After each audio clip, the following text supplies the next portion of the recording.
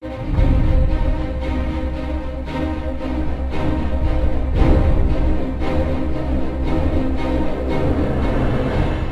March 2011, a devastating earthquake and tsunami caused a meltdown at Japan's Fukushima nuclear power plant, prompting worldwide panic about radioactive fallout. Over 100 similar reactors in the US, some in earthquake zones or close to major cities, are now reaching the end of their working lives. Yet the nuclear industry wants to keep them running. Is America heading straight for nuclear catastrophe?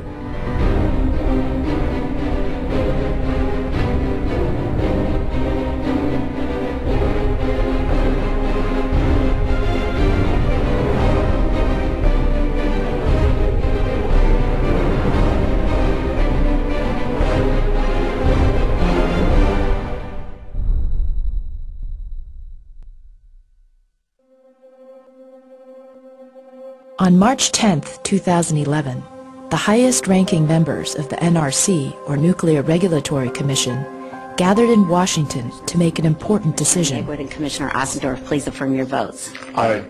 In a unanimous vote, the NRC approves a 20-year license extension for the controversial Vermont Yankee nuclear power plant.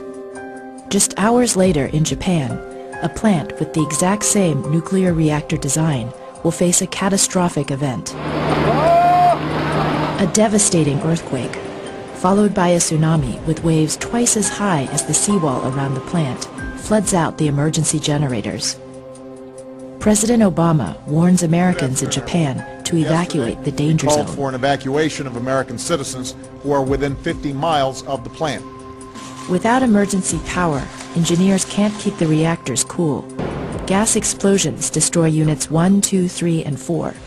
Radiation levels at the plant are so high that it will take months to get the situation under control.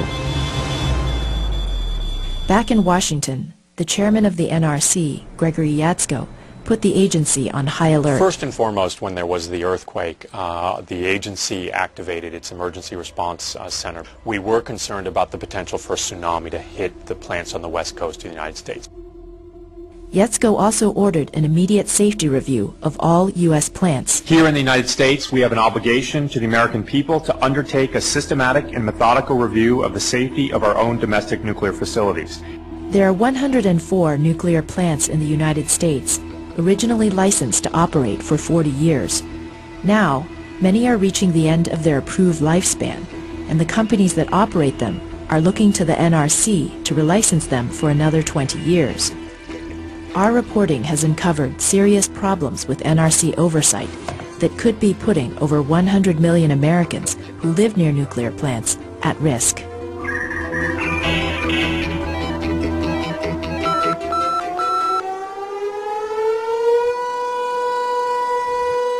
This siren tests the emergency alert system in the town surrounding the Vermont Yankee nuclear power plant. A series of dramatic equipment failures at the plant have put Vermonters on edge, the most dramatic of which was the collapse of a cooling tower in 2007. Spewing cooling water all over the backyard. It wasn't radioactive, but that wasn't the point. The point was it's a component of a nuclear power plant that was allowed to degrade to the degree where it actually fell down. And that one picture went viral around this state, and almost overnight the support that this company had received since the day they bought the plant in 2002 evaporated. Bob Stannard, a former state legislator, says he was once pro-nuke, but changed his mind after seeing these photos. He's now a lobbyist for a local advocacy group. A corporation that would allow this to happen to a plant when they're under the microscope and the white-hot light of review, not only from the NRC, but from the state of Vermont. I went to my wife and said, I've got to go back to lobbying. I owe it to my grandchildren who weren't born at that time to do what I can to close this plant down. This picture, we believe, was taken by an employee of Vermont Yankee and was smuggled out to a nuclear safety advocate who released it to the public. Bob Audette, a longtime reporter with the Brattleboro Reformer, says the company that runs the power plant, Entergy, initially hid the extent of the damage from the public, raising questions about their operating procedures. They're doing a cost-benefit analysis. So they're saying, how far can we push this machine? How far can we push this pipe before we replace it, this steam valve, this turbine? How long can the steam dryer last? Should we replace it ahead of time, or can we push it even farther just to save money? And the cooling tower collapse wasn't the only serious equipment failure, according to Vermont's Attorney General William Sorrell. In 2004, poor maintenance on one of the plant's electrical systems caused a serious fire in the turbine building, forcing the plant into emergency shutdown. Then, in 2009, in a series of state hearings on the condition of the plant, Vermont officials asked Entergy if underground pipes at the plant could be leaking radioactively contaminated water. Time after time, Entergy executives testified that they had no underground pipes. They were on record repeatedly as denying the existence of underground pipes carrying radioactive materials. But in January of 2010, water contaminated with radioactive tritium was found leaking from these underground pipes. Entergy backtracked, telling Vermont's Attorney General that while they didn't have underground pipes, they did have a network of buried pipes. Sorry, we've said this to you in the past, including under oath, but that was incorrect information, misleading information, and sorry. Attorney General Sorrell opened up a 17-month investigation. In a deposition videotaped for a later lawsuit, former Executive Vice President Curtis A. Baer admitted that the company misled state officials. Testimony that was given pursuant to underground and below surface pipes that could have been more accurate. Just a general management breakdown is how I would describe it. Shame on a multi-billion-dollar-a-year corporation if they cannot articulate clearly. And if they can't, that doesn't mean that you give them a pass and say, oh, mistake on your part. I mean, you want absolute credibility and clarity from those that operate nuclear power plants. Vermont Yankee had to remove and treat more than 300,000 gallons of radioactively contaminated water. By now, the state's governor, attorney general, and legislature joined the groundswell against relicensing. If its board of directors and its management were thoroughly infiltrated by anti-nuclear activists, I do not believe they could have done a better job in destroying their own case. But under U.S. law, only the NRC can decide if a plant is safe. And on the eve of the Fukushima disaster, the NRC approved Vermont Yankee's 20-year license extension. Well, people don't trust the NRC. They think it's the lapdog of the industry, that basically it's there to affirm everything the industry does, and it's too cozy with the industry. It wasn't supposed to be like this. The NRC initially developed an extensive inspection regimen to ensure that aging plants were safe to operate an additional 20 years. But those inspections went awry with the very first nuclear plant that came up for relicensing, Yankee Row in Massachusetts. Over the 30 years of its operation, the reactor vessel has become so embrittled that the vessel is in danger of rupturing.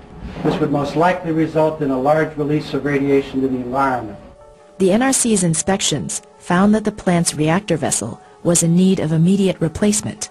Unwilling to spend the money, the company decided to shut the plant down, even before its original license had expired. That was an eye-opener for the nuclear industry. You seek a 20-year extension to your facility, and you end up having to shut down 8 years early. David Lochbaum, a nuclear engineer with the Union of Concerned Scientists, says that when the next plant came up for relicensing, the industry successfully lobbied to narrow the requirements. In 1995, the NRC revised its license renewal process to narrow the focus. That was the lesson learned from Yankee Row. We'll just stop looking, and because we're not looking, we cannot find any more of those problems. The NRC's revised regulations for relicensing would now focus only on the aging management plans provided by the utility itself. It's striking what the NRC does not review. No thorough inspections of the infrastructure, no review of new earthquake hazards, and no reevaluation of emergency plans. We never look, so therefore we never catch those shortcomings and fix them. Since then, 71 nuclear plants have applied for relicensing, and every single one has been approved. NRC Chairman Gregory Yatsko insists that the streamlined standards don't put the public at risk. Our job is to make sure that plants are safe today, tomorrow, and every day that they have a license to operate. So if there's a problem with a particular facility, it's our job to make sure they address that problem now, not wait until license renewal. But NRC inspectors who are stationed in plants are only able to examine about 5 to 10% of plant systems each year. And several close calls have raised questions as to the adequacy of this oversight. At the Byron plant in Illinois, a critical pipe which cools the plant was allowed to corrode to such a degree that it created an emergency. They started to peel away the rust off the pipe, and the pipe just burst. It was done. You know, the only thing holding that together was the rust, and so it burst. As a result of the loss of the water, that forced the shutdown of a nuclear power plant. That doesn't happen every day. George Mully, a 26-year veteran of the NRC Inspector General's office, investigated the Byron emergency. He says corrosion like this doesn't happen overnight.